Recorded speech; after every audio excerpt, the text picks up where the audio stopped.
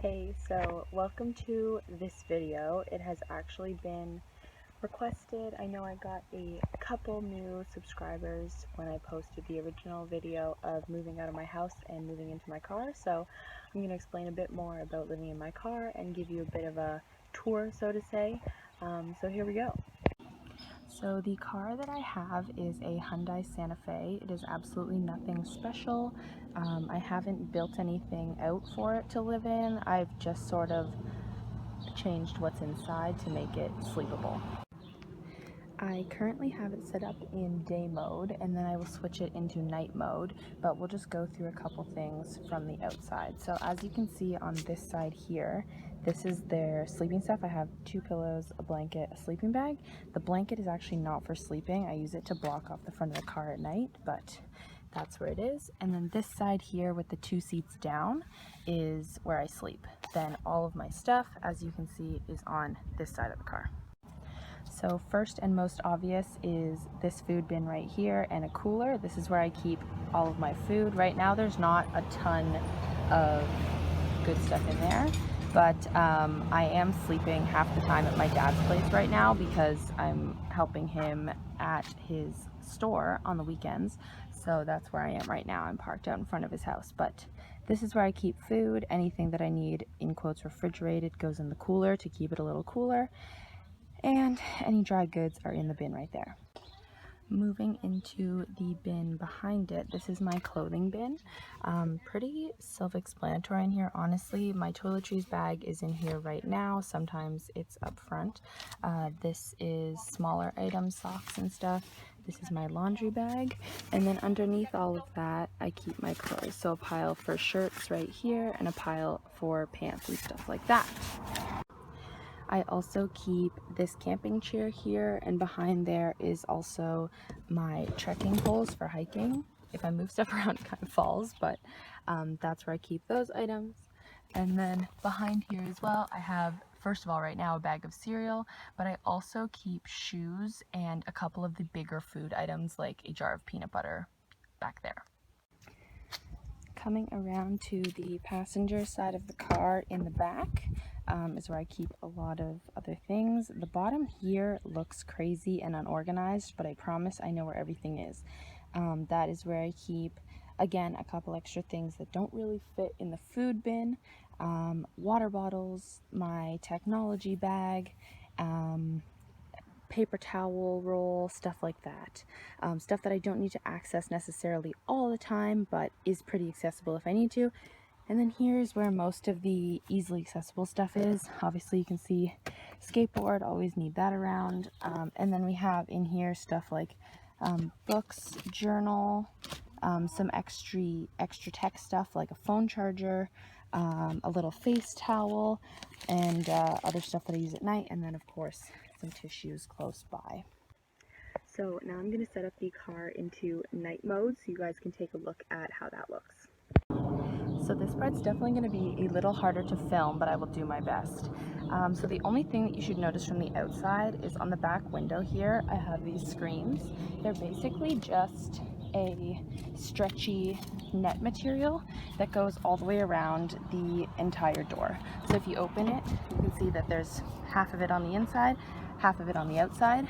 This just adds a little bit of an extra layer, a dark layer from the outside and the inside, where I can still see out, whereas in the back windows you'll see they're completely blacked out in a second. So these are not to make it totally opaque, but just give a little bit of an extra layer.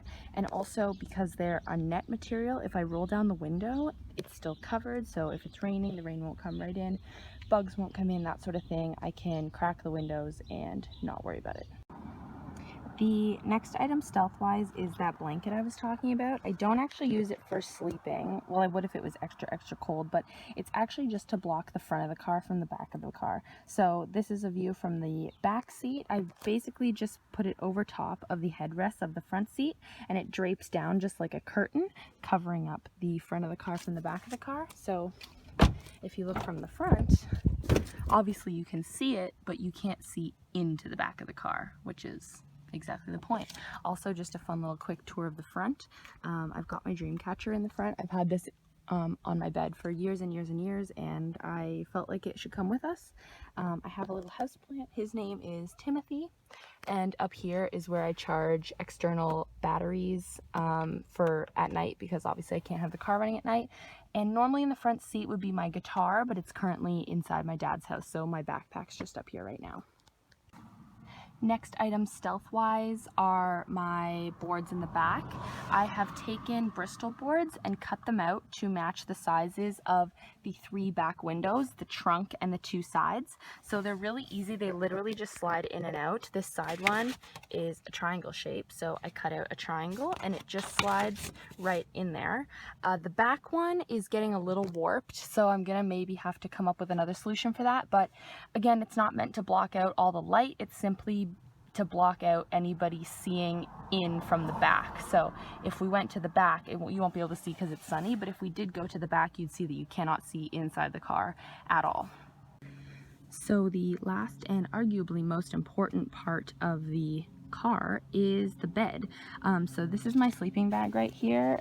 It's just from Mountain Equipment Co-op a long time ago, which is a outfitter in Canada. It's really warm. I like it a lot. It's very comfy. Underneath the sleeping bag is my sleeping pad. This is a Thermarest Z-Lite, I believe. It's basically just your average camping or backpacking sleeping pad, and I have it folded in half because I don't really care for it to be on my legs, but it adds a little extra layer under my body. And of course, like I mentioned, 2 pillows. These are the exact same pillows that I had in my house before this, and I love them, and I need 2 because sleep is important. So that's how it's set up at night with the bed. This is how the car looks on the inside. It's pretty dark. Obviously it's light out right now, so it doesn't look like the sleeves on the doors are doing much, but at night it honestly really does block out A, a lot of the light from the outside, and B, makes it harder to see inside. And another small but honestly really important thing that I forgot to mention is down here where it appears to be a complete mess is also where I keep all of my cooking and dishware stuff. So it's all quite simple, honestly. This is a mess kit that I've had for a very, very long time, since camping as a child. It has a plate, a bowl, a mug, and some cutlery. I honestly hardly ever use it though, just because it's not really important. This is my camping pot, or cooking pot, I guess you could say. It is 750 mils. I might look into getting a bigger one, but it's done the trick so far. And in here I keep my spoon as well in that little bag. This is the camping stove that I use. It's just a little, like, they call it a pocket rocket, I guess. And it opens up. It's really small. This is hard to do with one hand, but it's really small. It just folds out. And then got the fuel. So this just connects to the fuel. You set the pot right on top. Pretty simple stuff. So that's pretty much it, I think. So now that you've seen all that the car is, just wanted to, talk about how things are a little bit different right now than they would be, or ideally should be. Living in your car is not that difficult, although a lot of people might think it is. Right now, during a global pandemic, when a lot of things are not open, it is a little bit more difficult. So a lot of the public restrooms that one might use when living in their car are not available right now, and the gyms aren't open either, which is a huge, huge asset for somebody living in a vehicle. That would normally be where I would shower and obviously work out, but it's a great resource for a shower and a bathroom as well. And the public bathrooms not being open does pose a bit of an issue sometimes. But I'm lucky to have a sibling that lives very close to me. Like I said, I am staying at my dad's over the weekends while I'm working with him, so that also makes it a lot easier right now. And I also have really, really great friends who have offered me their showers and their bathrooms and their kitchens all the time. So that's just how it is right now. Unfortunately, I wish that I didn't rely on people so much. But once things start to open up again, it'll be a little bit easier, and I will be a little less reliant on other people's generosity, but I appreciate every single person who's ever offered me a bathroom or their sink or their shower or their house.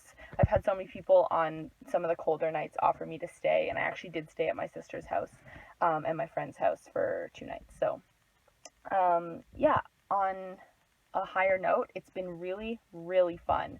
I have wanted to do this for a long time, and I decided when my lease was up that it was time, especially as going into summer, so I wouldn't have to worry about the cold temperatures anymore. Well, I did for about a week because we got like a polar vortex, but no longer. It is 24 degrees today. I think we're going up to 27. It's just 24 right now.